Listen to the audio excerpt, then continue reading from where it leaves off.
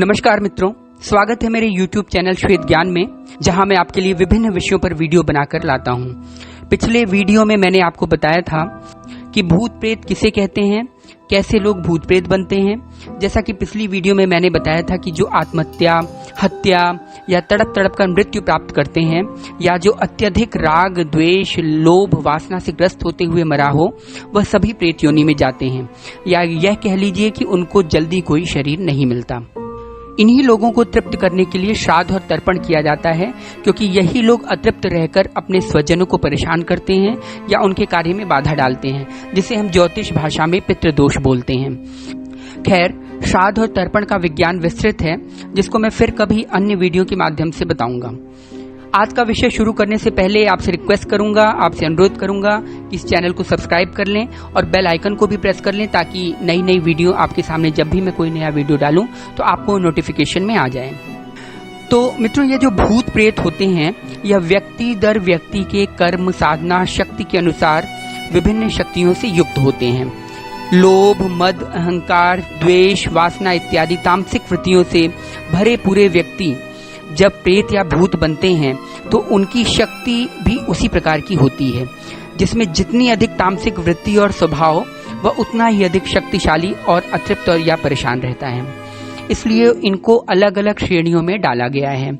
या रखा गया है, जिनमें भूत, प्रेत, यक्ष, ब्रह्म, राक्षस, डाकनी या डैन कह लीजिए, शाकनी, पिशाच, बेताल, गंधर्व इत्यादि होते हैं। भूत प्रेत अदृश्य होते हैं, वह इन साधारण आंखों से नहीं दिखाई देते। इनका शरीर धुंधलका या छाया की तरह होता है। अपने अपने सत्कर्मों या कुकर्मों के आधार पर इन सबको दो श्रेणियों में डाला गया है, कुछ अच्छी आत्मा, कुछ बुरी आत्मा। आत्मा से यहाँ तात्पर्य सूक्ष्म शरीर से ही समझिएगा, क्योंकि साधारण शब्दों में लोग इन्हें आत्मा ही बोलते हैं। जहाँ अच्छी आत्माओं का वास होता है उसे पितृलोक बोल देते हैं, और जहाँ बुरी आत्माओं का वास होता है उसे प्रेत लोक बोल दिया जाता है। अच्छे और बुरे स्वभाव की आत्माएं ऐसे लोगों की तलाश करती हैं जो उनकी वासनाओं की पूर्ति कर सकता है। बुरी आत्माएं ऐसे लोगों की तलाश करती हैं जो कुकर्मी, अधर्मी, वासनामय जीवन जीने वाले और ऐसे अधर्मी लोग होते हैं। जिस मानसिकता, प्रवृत्ति, कुकर्म, सत्कर्मों आदि के लोग होते हैं, उसी के अनुरूप आत्मा उनमें प्रवेश करती हैं। अच्छी आत्माएं अच्छे कर्म करने वालों के माध्यम से तृप्त होकर उसे भी तृप्त करती हैं, और बुरी आत्माएं बुरे कर्म करने वालों के माध्यम से, बुरे कर्म वालों के माध्यम से तृप्त होकर उसे बुरे कर्म के लिए और प्रेरित करती हैं। इसलिए धर्मानुसार अच्छे कर्म के अलावा धार्मिकता और ईश्वर भक्ति का होना आवश्यक है। तभी आप दोनों ही प्रकार की आत्मा से बचे रहेंगे, या जीवात्मा से बचे रहेंगे, या कह दीजिए भूत या प्रेत से बचे रहेंगे, सूक्ष्म शरीरधारियों वाले से बचे रहेंगे। अच्छा, पिछले वीडियो में कई लोगों ने पूछा था कि भूत प्रेत नदी, नालों या जलाशयों के किनारे क्यों ज्यादातर पाए जाते हैं।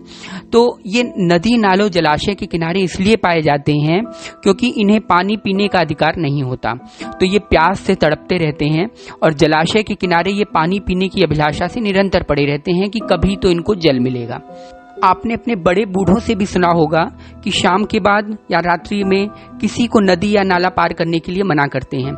आज भी गांव या शहरों में भी ऐसा होता है कि बहू को या लड़की को शाम सूरज ढलने के बाद मायके से या ससुराल से नहीं नदी या नाला पार करवाकर लाने की मनाही होती है, और गर्भिणी स्त्री या प्रेग्नेंट वुमेन को तो बिल्कुल निषेध किया गया है।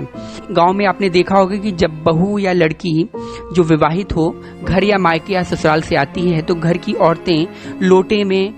जल की धार देती हैं, लोटे से जल की धार देती हैं, तब अंदर प्रवेश करवाया जाता है। यह इसलिए होता है ताकि उस विवाहिता दुल्हन या स्त्री के साथ रास्ते में साथ आए हुए किसी मृतात्मा जो उनके साथ उनके शरीर के साथ लग गई है, जल की धारा से तृप्त होकर वहीं रह जाएं, क्योंकि जब तक धार नहीं दिया जाएगा तब तक वह जल नहीं ग्रहण कर सकते। पर अब तो यह सिस्टम बिल्कुल खत्म सा हो गया है। चलिए अब आगे बढ़ते हैं। भूत प्रेत इत्यादि ज्यादा शोर, उजाला या प्रकाश, मंत्रोच्चारण या धार्मिक व्यक्ति जो बहुत शुद्धता से रहता है उससे कोसों दूर रहते हैं, बहुत दूर रहते हैं। इसलिए इन्हें कृष्ण पक्ष ज्यादा पसंद रहता है। अमावस्या, ग्रहण काल, 13, 14 आदि में इनकी शक्तियां बढ़ जाती हैं और ये अधिक सक्रिय हो जाते हैं। अब आइए समझते हैं कि कैसे लोगों के शरीर पर भूत प्रेत इत्यादि अपना अधिकार करते हैं। जो अशुद्धता से रहते हैं, जिनका न कोई दैनिक नियम होता है, नहाने का, न खाने का, न पीने का, ऐसे लोगों पर भूत प्रेत जल्दी अटैक करते हैं। जो कुछ भी खा लेते हैं, कहीं भी खा लेते हैं, भक्ष्य अभक्ष्य का ध्यान नहीं रखते कि भाई क्या खाना है, क्या खाद्य पदार्थ है, क्या खाद्य है, इसका ध्यान नहीं रखते, उन पर भी भूत प्रेतों का जल्दी अटैक हो जाता है। जो शराब, मांस, बासी भोजन इत्यादि ज्यादा खाते हैं, उन पर, जो पाप कर्म में प्रवृत्त रहते हैं, जो एकादशी, प्रदोष, अमावस्या, पूर्णिमा के दिन भी अपवित्रता बरतते हैं, जिनकी मानसिक शक्ति बहुत ही कमजोर होती है, जो रात्रि के अनुष्ठान या तांत्रिक क्रिया इत्यादि करते हैं, जो कहीं भी किसी भी स्थान पर मल मूत्र त्याग कर देते हैं, जिनके घर या निवास स्थान पर दीपक नहीं जलता, पूजा पाठ नहीं किया जाता, सात्विक वातावरण नहीं रहता, घंटी, शंख, घड़ियाल या कोई वाद्य यंत्र नहीं बजता, वहां भूत प्रेत आसानी से अपना निवास स्थान बना लेते हैं। जिस घर में हवन, यज्ञ या संकीर्तन या मंत्र जाप नहीं हुआ होता है, उस घर में भूत प्रेत आसानी से अपना डेरा बना लेते हैं। इसलिए घर की शुद्धि के लिए, घर की शुद्धिकरण के लिए गृह प्रवेश के दौरान हवन या यज्ञ या पूजा पाठ करवाया जाता है, ताकि जितनी भी नकारात्मक ऊर्जा हो या नेगेटिव एनर्जी वहां पर एक्यूमुलेट हो, वह सब खत्म हो जाए। किसी के मरने या जन्म लेने के बाद भी अगर होम, यज्ञ, हवन, पूजा पाठ न हो तो उस घर पर भी भूत प्रेत का अटैक आसानी से हो जाता है। इसलिए कबीरदास जी ने कहा था, जिन घर साधु न पूजिए घर की सेवा नाही, जिन घर साधु न पूजिए हर की सेवा नाही, तिन घर मरगट जानिए भूत बसे तिन माही। कभी कभी द्वेषवश और लोगों का अहित करने के लिए लोग इन्हीं तामसिक शक्तियों का सहारा लेते हैं, जिन्हें मारक क्रियाएं कहते हैं। मारण आपने सुना होगा, मुठकरनी सुना होगा, ये सब मारक क्रियाएं होती हैं, ये सब तांत्रिक क्रियाएं होती हैं, ये सब तामसिक शक्तियां होती हैं, जिनका आधार लेकर के कोई किसी का अहित कर सकता है। तांत्रिक इत्यादि की सहायता से वह अपने शत्रु पर करवाया जाता है, जो अचानक बीमार होकर 18 दिन, 21 दिन, 30 दिन या 6 महीने में मृत्यु को प्राप्त हो जाता है। लेकिन ऐसी तामसिक शक्तियों का प्रयोग करने वाले की अधम गति होती है और अंत में वह भी प्रेत योनि में जाकर हजारों हजारों वर्षों तक भटकता है। अब आइए जानते हैं कि क्या लक्षण है जिससे यह पता चल जाए कि अमुक घर में या अमुक व्यक्ति पर किसी नेगेटिव एनर्जी का वास है या किसी प्रेत ने अमुक शरीर या घर पर अधिकार किया है। अक्सर ऐसा होता है कि किसी को जल्दी पता ही नहीं लगता कि वह प्रेत बाधा से पीड़ित हैं, या ये लोग पता ही नहीं लगने देते, मतलब प्रेत लोग या भूत प्रेत लोग ऐसे ये चीज पता ही नहीं लगने देते कि उन्होंने किसी के शरीर पर अधिकार किया है, क्योंकि इन्हें पता है कि अगर किसी को पता लगेगा तो वह उस प्रेत बाधा को दूर करने का हर संभव उपाय अवश्य करेगा। तो यह जो अपना खाना पीना और उसके शरीर द्वारा पोषण प्राप्त कर रहे थे वह नहीं मिलेगा, इसलिए वह छुपकर शरीर में रहते हैं। लेकिन कहीं कहीं वो अपना लक्षण दिखा देते हैं। वो लक्षण इस प्रकार हैं, जैसे आपके घर में जलने की बदबू आना, थोड़ी देर के लिए बदबू आएगी, इसके बाद आप खोजते फिर जाएंगे कि बदबू कहाँ से आ रही है, कहाँ से आ रही है। आप पूरे घर में छानबीन कर डालेंगे लेकिन आपको पता नहीं लगेगा कि ये जलने की बदबू कहाँ से आ रही है। इसके बाद थोड़ी देर बाद वो जलने की बदबू खत्म हो जाएगी। फिर भौरा घर में घूमना, भौरा आपने देखा होगा, वो भौरा घर में कभी कभार दिख जाना या आसपास आकर के मंडराना, लगातार कभी कभार हफ्ते में 1-2 बार जरूर भौरा दिख जाना, ये सब लक्षण हैं भूत प्रेत के। चमगादड़ों का घर में रहना, चमगादड़ों का घर में अपना निवास स्थान बना लेना, सामान्य आदमी का हिंसक प्रवृत्ति का हो जाना, जो आदमी बिल्कुल सामान्य व्यवहार कर रहा था वो अचानक से हिंसक प्रवृत्ति में आ जाए, हमेशा शरीर में आलस्य रहना, स्फूर्ति न रहना, हमेशा आलस्य बने रहना, किसी काम में मन न लगना, स्वप्न में किसी व्यक्ति से लड़ते देखना या सिर पर कील ठोकते देखना, मुंह से दुर्गंध आना, नाक से दुर्गंध आना, अपनी छाया अन्य लोगों की छाया से बड़ी दिखना।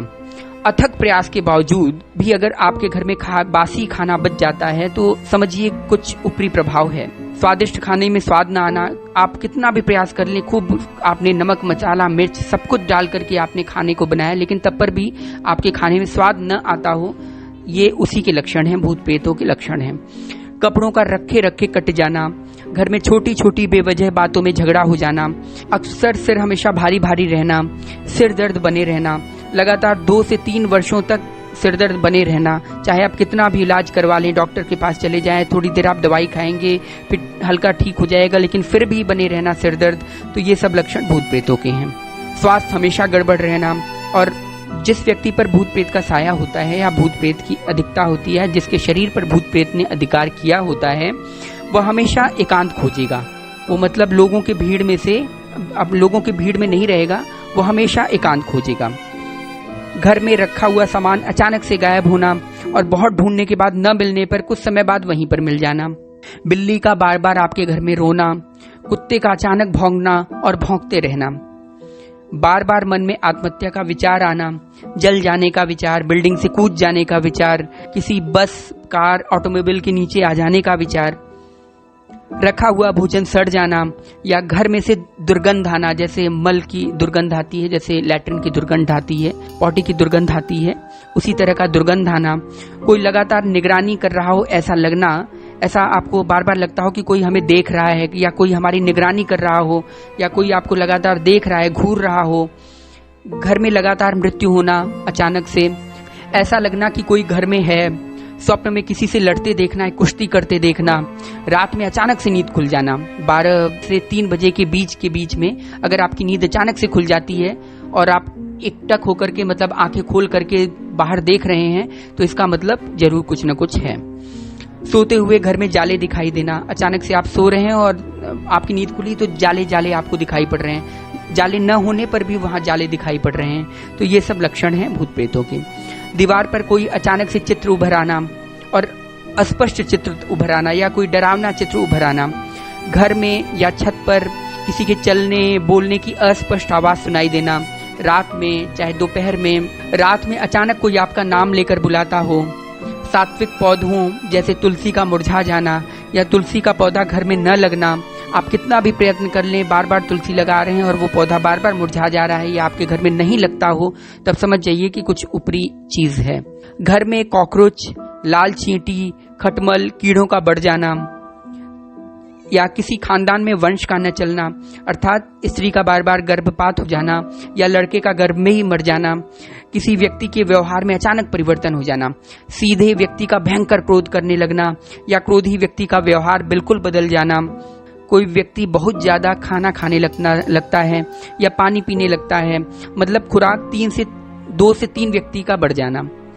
आंखें हमेशा लाल लाल रहना, हमेशा मुस्कुराते रहना, अजीब सी मुस्कुराहट रहना, एकांत में हमेशा रहना, जहां ज्यादा लोग हों वहां हर संभव अवॉइड करना उस स्थान को जहां पर ज्यादा लोग हों, आंखों से इशारे में ही बात करना, कपड़े पहनने की सुधि न रहना, मूर्ख का अति विद्वान हो जाना और विद्वान का मूर्ख बन जाना, अनपढ़ व्यक्ति का पढ़ने लिखने लगना या फर्राटेदार अंग्रेजी बोलने लगना या संस्कृत बोलने लगना या किसी अन्य भाषा में बोलने लगना, अचानक अक्सर 12 से 3 बजे तक आपको आधी रात में गहरी नींद होने के बावजूद आपकी नींद खुल जाना, खुली आंखों से भी जाला या मकड़ी का जाला दिखाई देना जो वास्तव में हो ही न, ये जिस व्यक्ति पर होते हैं उसकी कमजोरी या किसी गलत विचार या कार्य को या सूक्ष्म विचार को पकड़कर उसी को मजबूत करते रहते हैं, इतनी नेगेटिविटी भर देते हैं कि व्यक्ति को सभी जगह केवल नकारात्मकता दिखाई पड़ती है और व्यक्ति डिप्रेशन या घोर डिप्रेशन में आ जाता है। ऐसे व्यक्ति तुरंत आत्महत्या की ओर प्रेरित हो जाते हैं। जो आप देखते हैं ना या सुनते हैं कि वह व्यक्ति ऐसा नहीं था कि आत्महत्या कर ले, बहुत ही जिंदा दिल था, ऊर्जावान व्यक्ति था, अरे कल ही तो अभी हमसे हंसकर बात कर रहा था, लेकिन उसने कैसे अचानक आत्महत्या कर ली, उसने हमें कुछ नहीं बताया, कैसे अचानक से आत्महत्या कर ली, यह सब उन्हीं सब का परिणाम होता है। चलिए यह वीडियो थोड़ा लंबा हो गया है, अगले आने वाले वीडियो में मैं आपको इससे संबंधित कुछ और बातें भी बताऊंगा और उसका उपाय भी बताऊंगा कि प्रेत बाधा को दूर करने के और क्या क्या उपाय हो सकते हैं या कैसे प्रेत बाधा को दूर किया जाए। तब तक के लिए बहुत बहुत धन्यवाद। हाँ, एक निवेदन और है कि लगभग 75% लोग वीडियो को देखकर चले जाते हैं लेकिन सब्सक्राइब नहीं करते, तो ऐसे लोगों से निवेदन है कि कृपया चैनल को अवश्य सब्सक्राइब कीजिए, क्योंकि इसमें कोई आपकी हानि नहीं होगी, कोई आपका नुकसान नहीं होगा, आपका कोई पैसा नहीं लगेगा, बल्कि आपको कुछ जानने को ही मिलेगा। तो इसलिए इस चैनल को सब्सक्राइब कीजिए, बेल आइकन को भी प्रेस कर लीजिए ताकि जो मैं वीडियो डालता जाऊं आपको नोटिफिकेशन मिलता जाए और आपको नई नई जानकारियों से मैं अवगत कराता चलूं। तब तक के लिए बहुत बहुत धन्यवाद। जय श्री कृष्ण।